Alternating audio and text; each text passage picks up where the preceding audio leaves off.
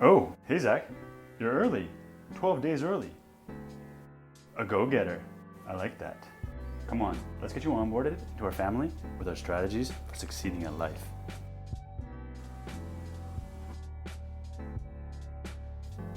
So I'm Chris. I'm co-founder and CFO of our family.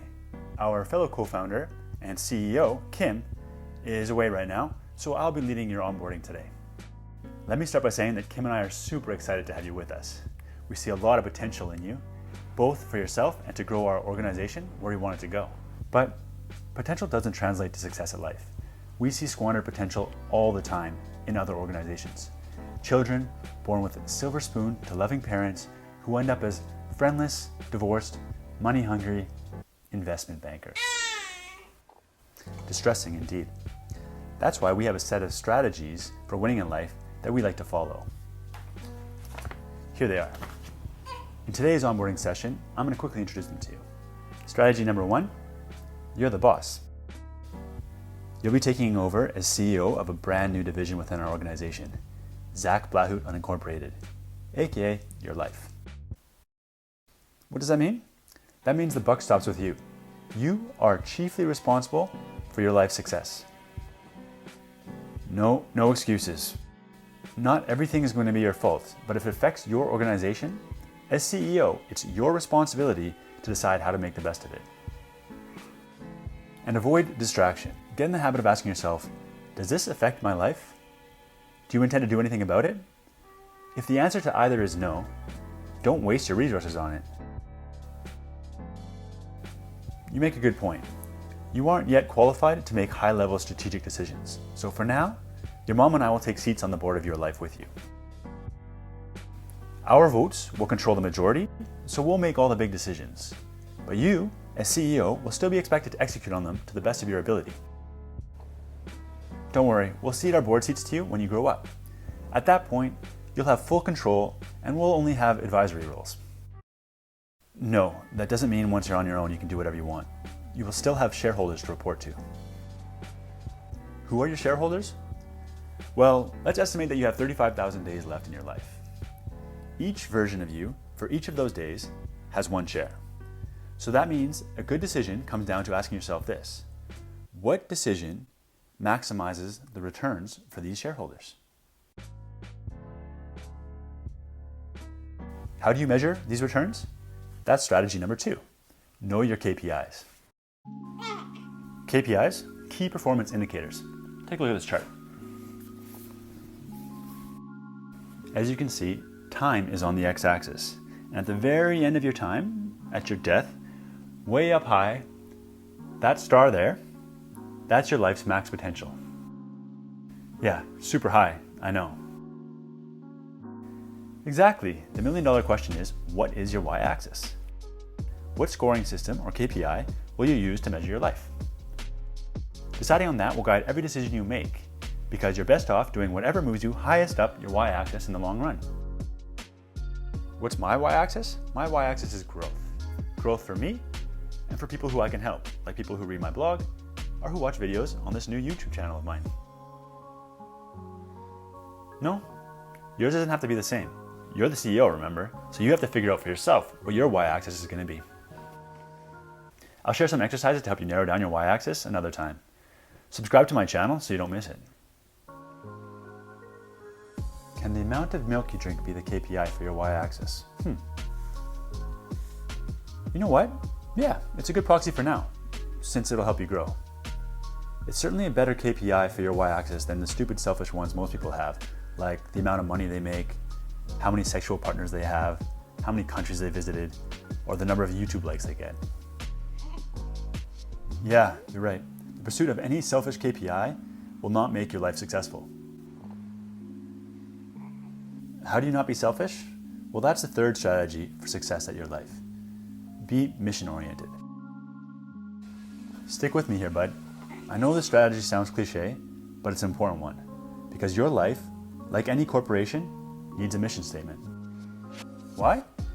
Well, a mission statement sets a trajectory for your life rather than letting it float around at the whims of chance. It gets all the departments of your life working together in that one direction. It keeps you from getting sidetracked by other people's missions that don't contribute to yours. And it communicates to the outside world what you're working towards so they can help play a part. No, your mission statement can't be, I want to drink as much milk as possible. It has to be some sort of commitment to leave the world with more than just a pile of decomposing dirty diapers. Ask yourself this: what's a problem you're willing to take on with your life that will make the world a slightly better place? Yeah, you're right. That's a bit much for you right now, when even holding up your own head is a problem. Drinking as much milk as you can is a fine start. In any case, your mission statement is best written in pencil, not in pen, and then keep improving it as you gain experience. What's my mission? It's to help people reach their max potential by pushing them to explore, stand out, and impress themselves, rather than waste their potential trying to fit in, follow along, and impress others. You think my mission stinks? Whatever. I just hope you find a mission that motivates you as much as my mission motivates me. And I guess I need to change your diaper now. Ooh, that's a nasty one. Funny enough, that's related to the next strategy for winning at life. Strategy number 4, keep it loose. Keeping a loose, mobile body is part of it. I envy you in that regard. Keep it up by regularly moving your body in every way it's designed for. And keep sticks out of your butt. As philosopher Albert Hubbard said, do not take life too seriously. You will never get out of it alive. People with sticks up their butt worry way too much about what other people think. Worry instead about impressing your shareholders. Remember who they are? Yeah, versions of you for every day in the future.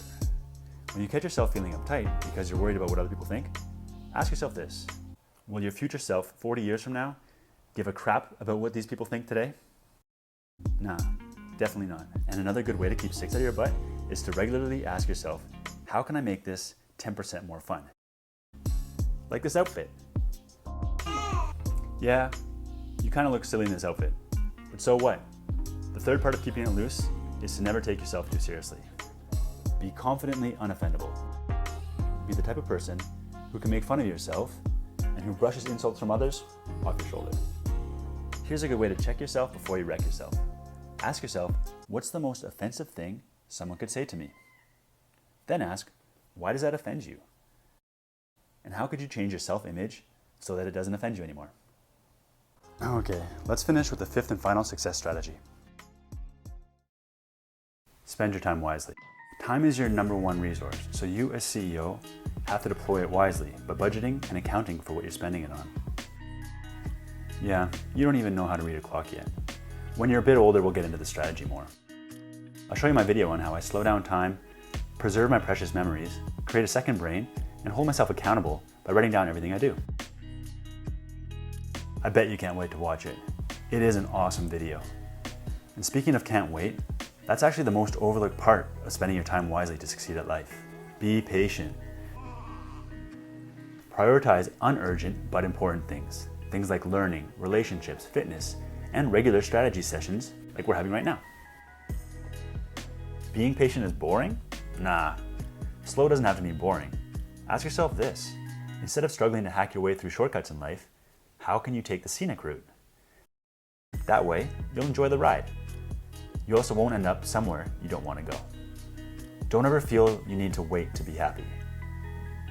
On that, here's one last important question to always ask yourself. What do you have now that your future selves will reminisce about fondly? I don't know about you, but this meeting we're having right now, I think it could be one of those moments.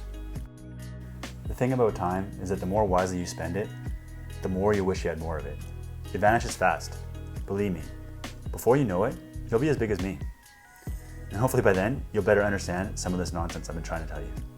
And hopefully your life will have had tons of success by following these strategies. Because what your mom and I wish for you more than anything is all the success in the world, however it is you decide to define it. Yeah, this is going to be a lot of fun.